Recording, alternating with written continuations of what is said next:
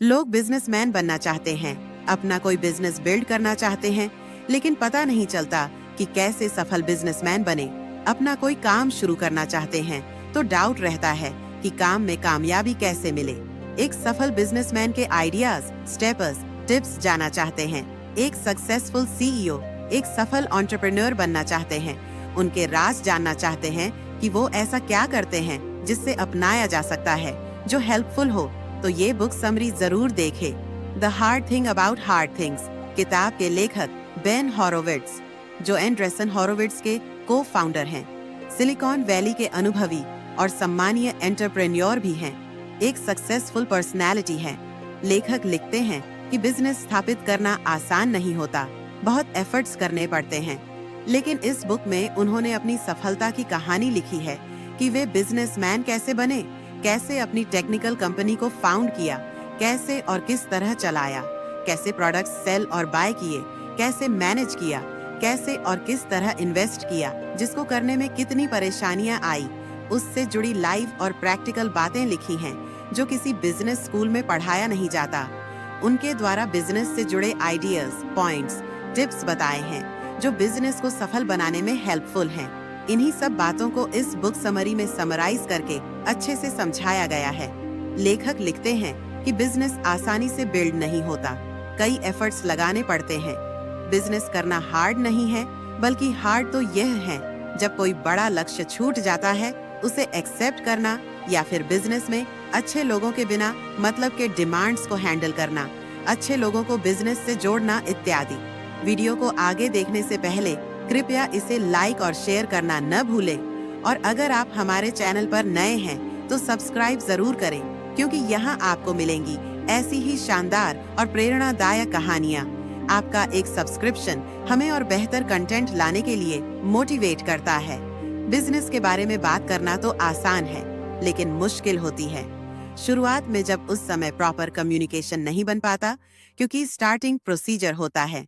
सपने देखना कि बिजनेस करेंगे, कामयाबी मिलेगी, आसान है, लेकिन हार्ड होता है ये एक्सेप्ट करना कि हमारा सुनहरा सपना बुरे सपने में बदल गया। इन्हीं सब बातों को ध्यान में रखकर कैसे बिजनेस चलाया जाए और सफल बनाया जाए आदि जुड़ी इम्पोर्टेंट बातें बताई गई हैं। मुश्किल स्थिति में अपना बिजनेस कैसे बिल्ड करें जब कोई आसान तरीका ना मिले, कठिन सवालों के आसान जवाब ना मिले, इन सब का सॉल्यूशन है ये बुक, जिसे इस बुक समरी में क्लियर रूप से बताया गया है। इस बुक के सभी चैप्टर्स में बिजनेस से जुड़ी इम्पोर्टेंट बातों को डिस्क्राइब किया गया है। Chapter 1, communist to venture capitalist. जब तक हम एफर्ट्स नहीं करते, कुछ भी पाना या जानना मुश्किल होता है। अपनी वेंचर की शुरुआत लेखक ने अलग अलग रूपों से की। वे दुनिया की भीड़ में कभी नहीं चले, जिसकी शुरुआत उन्होंने एक कम्युनिस्ट परिवार से जुड़कर की थी। लेखक ने एक रूप में न बंधकर अलग अलग दृष्टिकोण को अपनाया है, जहां उन्होंने लोगों के मत और तथ्यों को अलग करना सीखा, जिससे वह अपोजिट मतों को हैंडल कर पाए। किसी भी चीज को जानने के लिए सही जानकारी की जरूरत होती है, जिसके लिए प्रयास करना जरूरी है। ऑथर कहते हैं कि सफलता या नॉलेज प्राप्त करने का कोई शॉर्टकट नहीं होता। अधिकतर ज्ञान हमें खुद के अनुभव से ही प्राप्त होते हैं। सही और प्रॉपर ज्ञान का होना जरूरी है। शॉर्टकट के गलत संदर्भ हमें असफलता की ओर ले जाते हैं, जो कि घातक सिद्ध होते हैं। Chapter 2, I will survive. इस चैप्टर में लेखक ने बिजनेस से जुड़े मनी इन्वेस्टमेंट, स्टार्टअप के लिए जरूरी बातें और किन दोस्तों से जुड़ना चाहिए आदि बातों को बताया है। लेखक लिखते हैं, अगर आपको इन्वेस्ट करना है तो मार्केट में रिसर्च करना जरूरी है कि बिजनेस की मार्केट में क्या वैल्यू है, इन्वेस्टर मिलेंगे या नहीं। अगर आपको लगता है कि बिजनेस में इन्वेस्ट के लिए इन्वेस्टर नहीं है, तो घबराने के बजाय यह सोचे कि अगर मार्केट में 20 इन्वेस्टर से ज्यादा भी हैं और सब ने मना कर दिया, तो भी एक इन्वेस्टर की हाँ तो मिल सकती है। एक पॉजिटिव पर्सपेक्टिव के साथ आगे बढ़े, कोई ना कोई जरूर मिल जाएगा, बस तलाश हमें एक ही करनी होती है। लेखक लिखते हैं कि स्टार्टअप शुरू करने के दौरान हम 2 तरह के इमोशन से गुजरते हैं।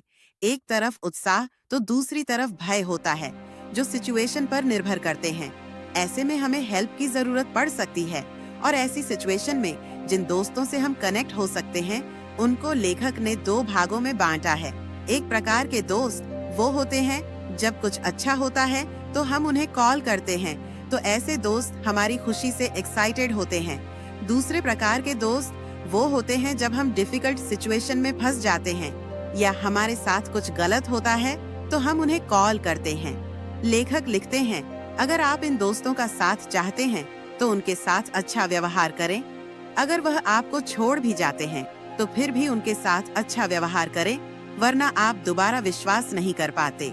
Chapter 3 this time with feeling. इस चैप्टर में लेखक लिखते हैं कि कुछ करने के लिए सर्च जरूरी है, जैसे सरवाइव करने के लिए बाहर जाना, बाहरी दुनिया से इंटरैक्ट करना और जो जो स्थितियां रास्ते में आती हैं उनसे सीखना सफलता की ओर ले जाते हैं। ऐसे ही अपने एम्प्लॉय को फ्रीडम दें, क्योंकि कोई भी बड़े प्रोजेक्ट देर से क्यों पूरे होते हैं, इसके पीछे कोई एक व्यक्ति भी कारण हो सकता है। इसलिए पूरी टीम को एक ही अप्रोच के साथ अपने प्रोजेक्ट से जुड़ना चाहिए और समान रूप से कार्य करना चाहिए। Customer needs. लेखक लिखते हैं कि बिजनेस में कस्टमर इम्पोर्टेंट होते हैं, उनकी जरूरत को ध्यान में रखना चाहिए। कस्टमर की जरूरत के हिसाब से चीजें उपलब्ध कराना ताकि उन्हें सेटिस्फैक्शन मिले। प्रोडक्ट की नॉलेज कस्टमर को एक लिमिट तक होती है, वह उनके करंट एक्सपीरियंस पर डिपेंड करता है। वह जो भी डिमांड करते हैं उनकी रिक्वायरमेंट को जानकर समझकर अच्छे प्रोडक्ट ऑफर करना चाहिए। कस्टमर पर खुद चॉइस छोड़ने की बजाय प्रोडक्ट ऐसे इनोवेट करें और अवेलेबल कराएं कि कस्टमर उसके लिए राजी हो जाए। कभी कभी हम वह नहीं करते जिस पर हमें एक्चुअल में ध्यान देने की जरूरत है, उन बातों पर फोकस करना चाहिए। चैप्टर 4 जब चीजें टूट जाती हैं। लेखक इस चैप्टर में लिखते हैं कि कई बार ऑर्गेनाइजेशन को अपने कार्य के प्रति क्लैरिटी चाहिए होती है ताकि चीजें प्रॉपर अंडरस्टैंड हो सके। लेखक अपना उदाहरण बताते हुए कहते हैं कि कैसे उन्होंने अपने फर्म लाउड क्लाउड्स को संभाला जब उनका बिजनेस कठिन परिस्थिति से गुजर रहा था। बोर्ड मेंबर्स उन्हें बैंकरप्सी की सलाह दे रहे थे, लेकिन लेखक ने अपने दिल की आवाज सुनी कि अगर प्रॉब्लम है तो कहीं ना कहीं प्रॉब्लम के सॉल्यूशन के आंसर्स भी होंगे, क्योंकि विपरीत परिस्थितियों को हैंडल करने के लिए कोई परफेक्ट आइडिया या फार्मूला नहीं होता। हमें उन चैलेंजेस को फेस करना पड़ता है। उनका मानना था सीईओ पॉजिटिव रहते हैं। एक सीईओ के सामने जब चैलेंजिंग सिचुएशन सामने आती है तो किस प्रकार फोकस करके अपना बेस्ट देना चाहिए। कुछ इम्पोर्टेंट बातें इस प्रकार हैं। सारे ऑर्गेनाइजेशन की परेशानी एक साथ अपने ऊपर नहीं लेनी चाहिए। जितना हो सके सब मिलकर समस्या का समाधान ढूंढें, सबको शामिल करें। सीईओ को अपने ऑर्गेनाइजेशन में क्लियर कॉन्सेप्ट रखने चाहिए, किसी भी बात को फ्रीली कहना चाहिए। एक सीईओ के रूप में ऑर्गेनाइजेशन के सामने पास्ट से ज्यादा कंपनी फ्यूचर के बारे में बताए। बिना देर किए कोई भी आइडियाज लीक होने से पहले निर्णय लें, वरना नए इश्यूज आ जाते हैं। एम्प्लॉइज के सामने बातों को क्लियर करें। कंपनी सक्सेस या फेलियर जो भी फेस करती हैं बताएं। जो ऑर्गेनाइजेशन के साथ रहेंगे उनका कॉन्फिडेंस पाए, ताकि हर तरह की सिचुएशन के साथ मिलकर काम हो सके। सीईओ के 2 फेजेस होते हैं, पीस टाइम पॉजिटिव अप्रोच और war time negative approach. Business में किस अप्रोच को कब और कैसे फॉलो करें, ध्यान रखना चाहिए। Chapter 5 take care of the people, the products and the profits. इस चैप्टर में लेखक बिजनेस से जुड़े एम्प्लॉइज, प्रोडक्ट, प्रॉफिट्स की महत्ता बताते हैं और कंपनी के अप एंड डाउनर्स में क्या स्ट्रेटेजी हो उस ओर ध्यान केंद्रित करते हैं। कंपनी के साथ एम्प्लॉइज काफी समय बिताते हैं तो उनको एक पॉजिटिव एनवायरनमेंट देना चाहिए। लेखक लिखते हैं कि कंपनी की पहचान सिर्फ अच्छे समय में नहीं होती, बल्कि बुरे समय में भी देखी जाती है। जब एम्प्लॉइज कंपनी छोड़ने लगते हैं, गुड टाइम्स में एम्प्लॉइज को जॉब, फैमिली, फ्रेंड्स की खुशी मिलती है, अमीर होने की अपॉर्चुनिटी मिलती है। वहीं बैड टाइम्स में वो सब नहीं मिलता। उस समय सब बातें क्लियर करनी चाहिए। बुरे समय में एम्प्लॉइज की वीकनेस नहीं, स्ट्रेंथ देखनी चाहिए।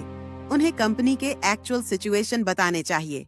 राय सबकी लेनी चाहिए, लेकिन डिसीजन अलग से सोच समझकर खुद लेना चाहिए। Chapter 6 conserving the going concern. इस चैप्टर में बिजनेस की तरक्की के साथ जो पॉलिटिक्स टर्म कंपनी में इन्वॉल्व हो जाते हैं, उनको कैसे डील करें उसके बारे में बताया गया है।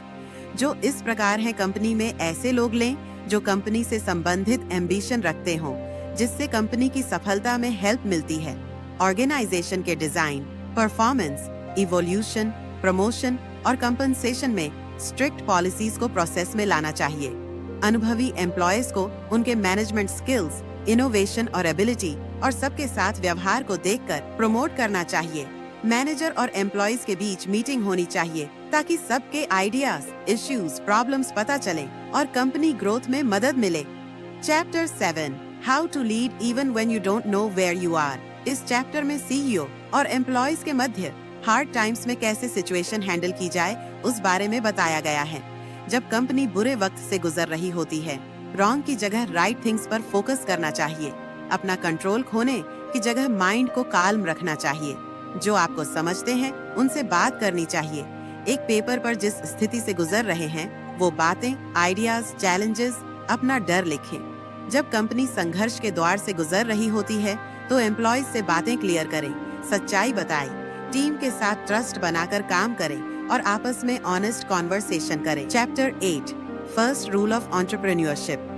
There are no rules. इस चैप्टर में लेखक लिखते हैं कि बिजनेस के लिए कोई एग्जैक्ट रूल्स नहीं होते। जब स्थिति बदलती है तो रूल्स नहीं चलते, बल्कि कंपनी की प्रोडक्टिविटी, अकाउंटेबिलिटी, क्रिएटिविटी देखी जाती है। जब स्थितियां बदलती हैं तो सिचुएशन ऑटोमेटिकली चेंज होते हैं। इसका कोई यूनिक आंसर नहीं है। जो सिचुएशन पर डिपेंड करता है उसके हिसाब से बिजनेस हैंडल किया जाता है। Chapter 9, the end of the beginning. इस चैप्टर में लेखक ने अपने अनुभव बताए हैं। वे लिखते हैं कि उनके करियर की शुरुआत इंजीनियरिंग से हुई थी। वो अपने व्यक्तिगत जीवन के एक्सपीरियंस बताते हैं कि कैसे उन्होंने सॉफ्टवेयर सेल किए थे, ह्यूलेट पैकार्ड के लिए काम किया था, जिसके अनुभव से उन्होंने जाना कि उन्हें कुछ और करना चाहिए। उन्होंने अपनी खुद की फर्म स्टार्ट की जो टेक्निकल फाउंडर को कंपनी चलाने में हेल्पफुल हो, क्योंकि technical founders technology based companies को चलाने में सक्षम होते हैं, जैसे Amazon, Google, Intel, Facebook, Apple आदि। लेखक अपनी कंपनी में ऐसे फाउंडर्स को ट्रेन करना चाहते थे जो कठिन परिस्थिति को हैंडल कर सकें, क्योंकि हार्ड थिंग्स के इजी आंसर नहीं होते। यह हार्ड होते हैं क्योंकि ये इमोशन से जुड़े होते हैं, हमें आंसर नहीं पता होते हैं। उनकी कंपनी अनुभव और ज्ञान के तौर पर मेंटोरशिप प्रोवाइड करती है। यह कंपनी लीडर्स को हार्ड थिंग के लिए हार्ड थिंग्स टीच करती है। सक्सेस का कोई शॉर्टकट नहीं होता। कठिन परिस्थिति से गुजर कर ही सफलता पाई जा सकती है। इस बुक समरी में बिजनेस में कैसे सफलता पाएं, बिजनेस के हार्डशिप को हैंडल करना, अपने बिजनेस को बिल्ड करना, एक सफल सीईओ के बारे में महत्वपूर्ण बातें आदि अनेक बातें बताई गई हैं। बस आप फॉलो करें और पॉजिटिव परिणाम पाएं। अगर आपको ये वीडियो पसंद आया हो तो लाइक करना न भूलें। और हाँ, हमारे चैनल एएम मोटिवेशनल स्टोरी को सब्सक्राइब करें, क्योंकि यहाँ आपको मिलेंगी हर दिन नई प्रेरणा और सफलता के राज। मिलते हैं अगले वीडियो में। तब तक के लिए धन्यवाद।